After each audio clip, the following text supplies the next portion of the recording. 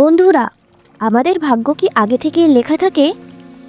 আমরা জীবনে যা কিছু পাই, সুখ দুঃখ কষ্ট আনন্দ, সব কি আগেই ঠিক করা থাকে, নাকি আমাদের নিজের কাজ বা কর্মের মাধ্যমে আমরা ভাগ্য বদলাতে পারি? এই প্রশ্নটা যুগ যুগ ধরে মানুষের মনে ঘুরে বেড়াচ্ছে। গরুড় পুরাণের মতে এই রহস্যের উত্তর দেওয়ার চেষ্টা করা হয়েছে। গরুড় পুরাণে বলা হয়েছে, মানুষের ভাগ্য ঠিক কবে লেখা হয়, জন্মের আগেই নাকি জন্মের পরে? নমস্কার বন্ধুরা, স্বাগত আপনাদের আমার চ্যানেল ভক্তি বাংলাতে। বন্ধুরা, গরুড় পুরাণের এই জ্ঞানগর্ভ আলোচনা মন দিয়ে শেষ পর্যন্ত শুনুন। তার আগে একটা কথা স্পষ্ট করে বলছি, এই ভিডিওটি অসম্পূর্ণ দেখে চলে যাবেন না, কারণ এই কথাগুলো আপনার নিজের জীবনের সঙ্গেই জড়িত। গরুড় পুরাণের এই জ্ঞান বুঝতে পারলে মানুষের জীবন থেকে লোভ, ক্রোধ, মোহ আর দুঃখ ধীরে ধীরে কমতে শুরু করে। বন্ধুরা, ভগবান শ্রীকৃষ্ণ বলেছেন, গরুড় পুরাণের কথা কখনোই অসম্পূর্ণ শোনা উচিত নয়, কারণ অসম্পূর্ণ জ্ঞান বিষের মতো ক্ষতি করে। এই জন্যই বন্ধুরা, আপনাদের কাছে অনুরোধ, ভিডিওটি একটি লাইক করে দিন, চ্যানেলটিকে সাবস্ক্রাইব করে দিন, আর কমেন্টে বক্সে লিখুন জয় শ্রীকৃষ্ণ, লিখে ঈশ্বরের প্রতি কৃতজ্ঞতা জানান। বিশ্বাস করুন, এতে মন হালকা হয় এবং জীবনে ভালো শক্তি আসে। চলুন বন্ধুরা, এখন জানি গরুড় পুরাণে শ্রীকৃষ্ণ কি বলেছেন। মানুষের জীবনে যা কিছু ঘটে তা কি জন্মের আগে ঠিক করা থাকে? গরুড় পুরাণ আমাদের শেখায় জন্ম মৃত্যু আর এই জীবন কিভাবে কাটাতে হয়। আজ আমরা একটি গল্পের মাধ্যমে জানব, মানুষের ভাগ্য জন্মের আগে লেখা হতো নাকি জন্মের পরে।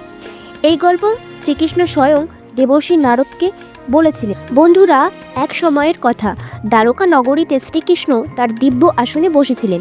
ঠিক তখনই দেবর্ষি নারদ নারায়ণ নারায়ণ বলতে বলতে তার কাছে এলেন। প্রণাম করে নারদ বললেন, হে প্রভু, আপনি তো ত্রিকালদর্শী। আমি জানতে চাই, যে মানুষ জন্মায় তার ভাগ্য কি আগে থেকেই লেখা থাকে? মানুষের জীবনে যা কিছু ঘটে তা কি জন্মের আগেই ঠিক হয়ে থাকে, নাকি সে তার আগের জন্মের কাজের ফল পায়? আমরা কি পরিশ্রম আর ভালো কাজ করে আমাদের ভাগ্য বদলাতে পারি?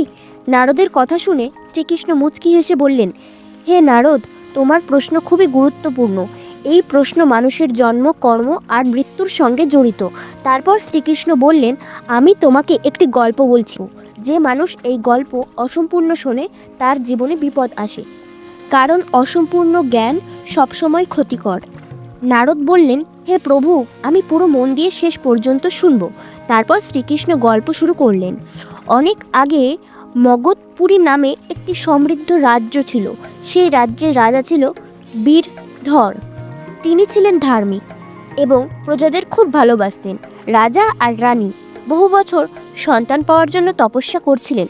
ভগবান শিব তাদের তপস্যায় খুশি হয়ে সন্তানের বর দেন, কিন্তু সন্তান জন্মানোর পর দেখা গেল শিশুটি শারীরিকভাবে প্রতিবন্ধী। এটা দেখে রাজা খুব কষ্ট পেলেন। তিনি শ্রীকৃষ্ণের কাছে গিয়ে বললেন, হে প্রভু, এত তপস্যার পরেও আমার সন্তানের এমন জন্ম কেন হলো? শ্রীকৃষ্ণ বললেন, হে রাজন, এটা পূর্বজন্মের কর্মফল। জন্ম আর মৃত্যুর কিছু বিষয় আগে থেকেই ঠিক থাকে, কিন্তু মানুষের ভবিষ্যৎ তার কর্মের উপর নির্ভর করে। তিনি আরও বললেন, ভাগ্য আর কর্ম একে অপরের সঙ্গে জড়িত। ভালো কাজ, ধর্ম আর ভক্তির মাধ্যমে মানুষ নিজের ভাগ্য বদলাতে পারে। রাজা বীরধর এই কথা বুঝলেন এবং তার সন্তানকে সাহস আর আত্মবিশ্বাস নিয়ে জীবনের লড়াই করতে শেখালেন। সময়ের সঙ্গে সেই সন্তান নিজের যোগ্যতায় সম্মান আর মর্যাদা অর্জন করল। শ্রীকৃষ্ণ নারদকে বলল, হে নারদ, ভাগ্য কোনো জিনিস নয়, কর্মের মাধ্যমে তা বদলায়। বন্ধুরা, এই গল্প আমাদের শেখায়, ভাগ্য আগের জন্মের কাজের ফল হলেও ভালো কাজ, ধর্ম, সত্য আর ভক্তির মাধ্যমে আমরা আমাদের ভবিষ্যৎ বদলাতে পারি। গরুড় পুরাণে বলা হয়েছে, জীবন হলো চাষ করা জমির মতো, যে বীজ বপন করবে সেই ফল পাবে। এই জন্য স্বার্থ, পাপ আর অহংকার ছেড়ে ধর্ম, সত্য আর সেবার পথে চলুন।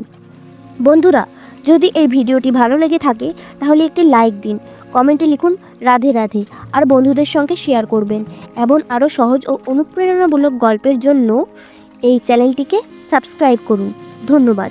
জয় শ্রীকৃষ্ণ।